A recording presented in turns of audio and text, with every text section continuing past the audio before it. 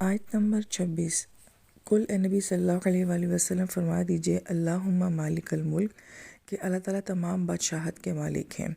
دو الفاظ ہیں یہاں پہ، ایک مالک اور ایک ملک۔ مالک کہتے ہیں کہ وہ جو کہ چھوٹی چھوٹی چیزوں کے اوپر اپنی ملکیت رکھتا ہو، اور ملک بادشاہت کو بھی کہا جاتا ہے، یعنی کہ وہ ہستی جو کہ کل کائنات کی بادشاہ ہو۔ تو ان دونوں الفاظ کو یہاں پہ لا کے یہ بتایا گیا ہے کہ اللہ تعالیٰ میں دونوں طرح کی صلاحیتیں ہیں۔ اللہ تعالیٰ مالک بھی ہیں اور اللہ تعالیٰ کی ذات ملک بھی ہے۔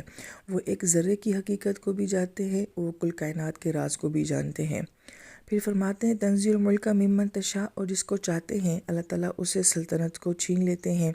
اب یہاں پہ جو ملک کا لفظ ہے یہ بادشاہت کے معنوں میں بھی آتا ہے، لیکن اس سے معنی اقتدار، پاور کا ہونا، کنٹرول کا ہونا، یہ معنی بھی ہے۔ اور اس کے لیے تنزیع کا لفظ آیا ہے نزع، کھینچ لینا۔ اور عربی زبان میں کہا جاتا ہے کہ جب گوشت کو ہڈی سے کھینچا جاتا ہے تو آخری وقت تک گوشت ہڈی سے جدا نہیں ہوتا، تو اس کو شدت کے ساتھ کھینچنا پڑتا ہے، اس لیے اس کو نزع کہا جاتا ہے۔ ایسے ہی جب انسان پہ موت آتی ہے تو کہتے ہیں کہ نزع کا عالم ہے، کہ روح کو اس کے جسم سے کھینچا جاتا ہے۔ تو یہ سخت لفظ ہے کسی چیز کے لینے کے لیے، تو اس کی وجہ یہ بیان کی جاتی ہے کہ جس انسان کے پاس بھی اقتدار آ جاتا ہے، کنٹرول آ جاتا ہے، جس کے پاس بھی طاقت ہوتی ہے، وہ آسانی سے اس اختیار کو جانے نہیں دیتا۔ یہ مسئلہ صرف سیاستدانوں یا بادشاہوں کا نہیں ہے، بلکہ دیکھا جائے تو ماں باپ اولاد کے اوپر اور شوہر بیوی کے اوپر، ہر بڑا چھوٹے کے اوپر، ہم سب ایک دوسرے کے اوپر اپنا اختیار چاہتے ہیں، کنٹرول چاہتے ہیں، اور کوئی بھی اس اختیار اور کنٹرول کو اپنے ہاتھ سے جانے نہیں دیتا، اس لیے اس کو چھیننا پڑتا ہے۔ پھر فرمایا کہ تعز من تشاء، اور جسے چاہتے ہیں اللہ تعالیٰ عزت دے دیتے ہیں۔ یہ عزت کا لفظ عربی زبان میں عزت کے لیے بھی آتا ہے، اقتدار کے لیے بھی آتا ہے، پاور کے لیے بھی آتا ہے۔ اس لفظ کے بھی بہت سارے معنی ہوتے ہیں۔ وہ تذل من تشاء، اور جسے چاہتے ہیں اللہ تعالیٰ ذلیل کر دیتے ہیں۔ تو ذل کا لفظ بھی عربی زبان میں ہم اس کا ترجمہ ذلیل کرنے سے کرتے ہیں، مگر اس کا مطلب جھکا دینا بھی ہوتا ہے، کسی کو کمزور کر دینا بھی ہوتا ہے۔